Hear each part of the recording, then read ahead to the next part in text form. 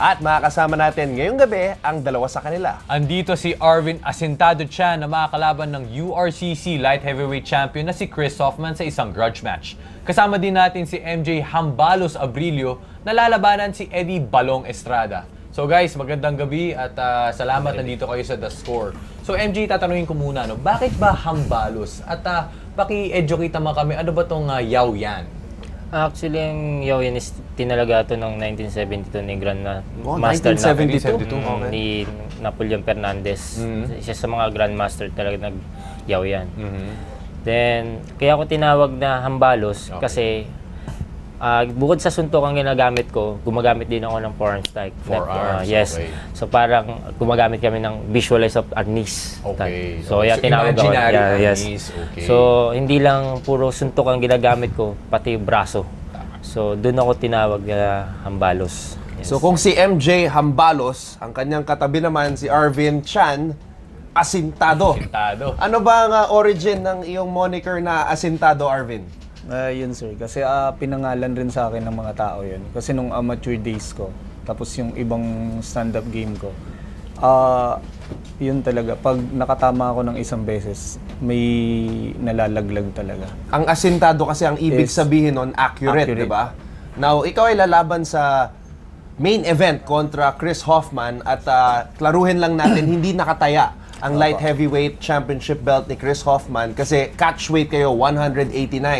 Normally, ikaw ay lumalaban sa lightweight division. Yes po. So, bale, aakyat ka. Si Chris Hoffman naman, bababa.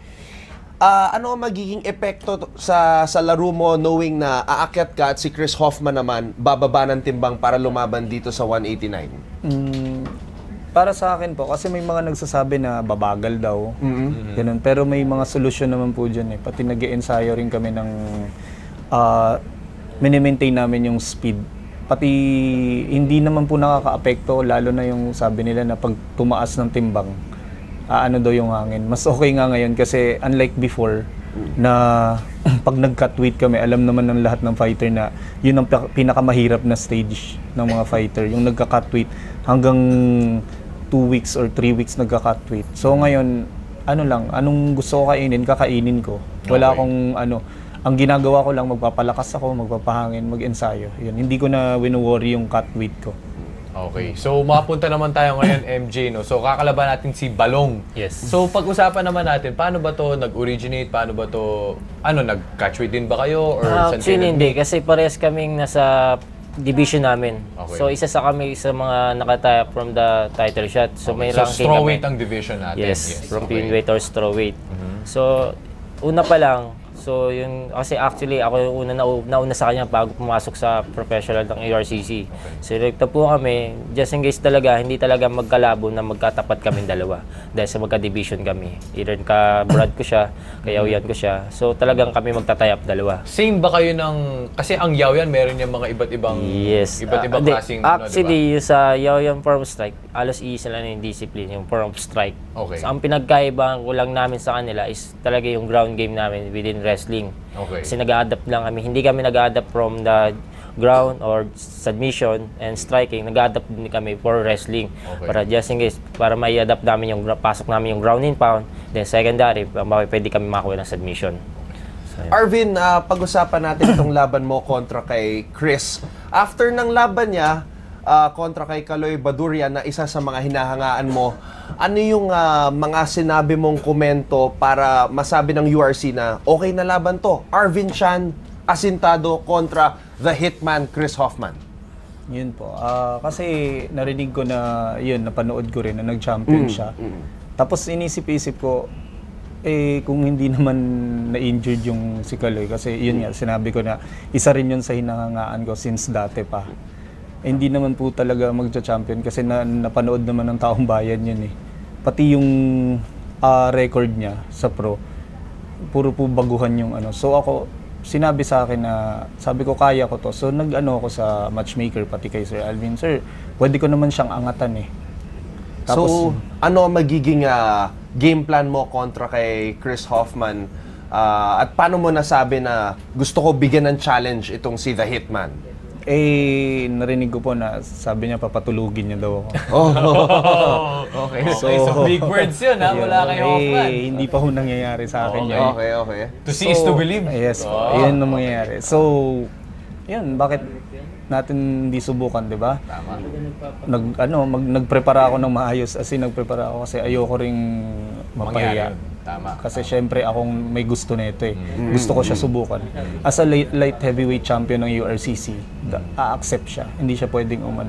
So wala siyang kawala. Magkikita rin kami. Okay. So MJ, noong March 19, nakalaban natin si RD Santana. Oh, yes. Nanalo tayo doon via decision. So syempre yung momentum coming into this fight, medyo mataas ang moral natin. So gaya ni Arvin, pwede ka ba mag-share ng konting kahit pa paano game plan? How are you going to do this? Paano natin matatalo itong si Balong? Actually, siguro yung dominant ko sa kanya pag nadala ko na siya sa ground. Na-wrestling ko na siya.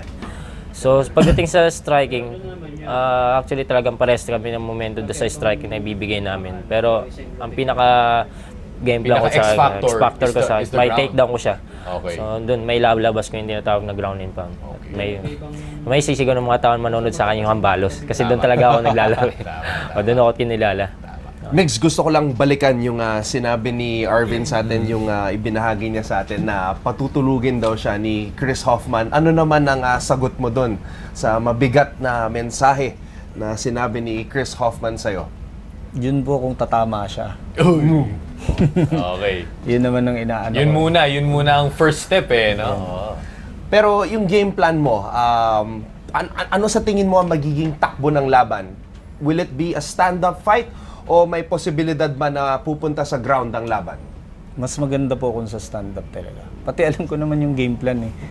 Aanoyin nila ako sa iti-take down nila ako. Alam ko na yun. Kasi kung sa stand-up lang, masyadong mahina eh. Pero hindi ka ba nagulat na hindi niya tinake down si Kaloy Yun Baduria? nga eh. Kasabi ko nga, bakit hindi niya tinake down? Kasi during the second round, he had the opportunities itong si Hoffman, pero hindi niya nagawa. Pero MJ naman, kung sakasakaling talagang mai-take natin into the ground and pound game, do you look kaagad to early kaagad in the first rounds, o medyo papagurin muna natin? O Actually, siguro first round, tatansyahan muna. Then, Fill out muna. Then, after ng second round, siguro kung may mabigyan ako ng chance, maaari pa matapos yung second round.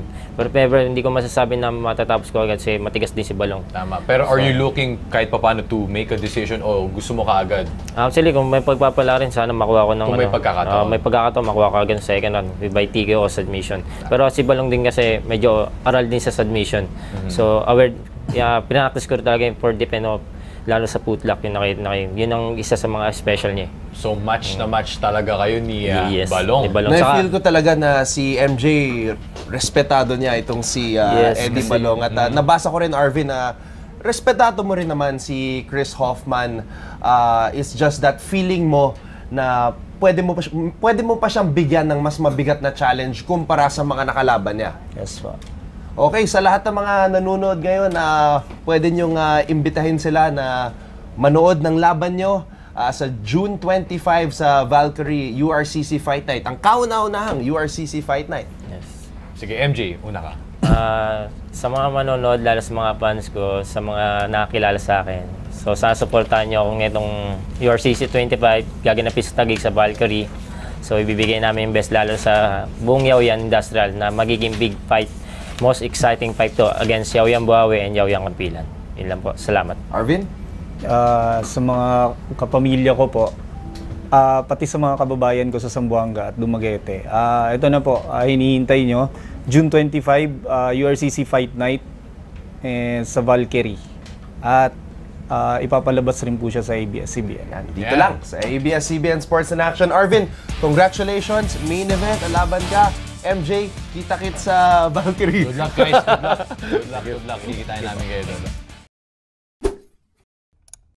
For more sports updates, keep watching The Score. And don't forget to subscribe.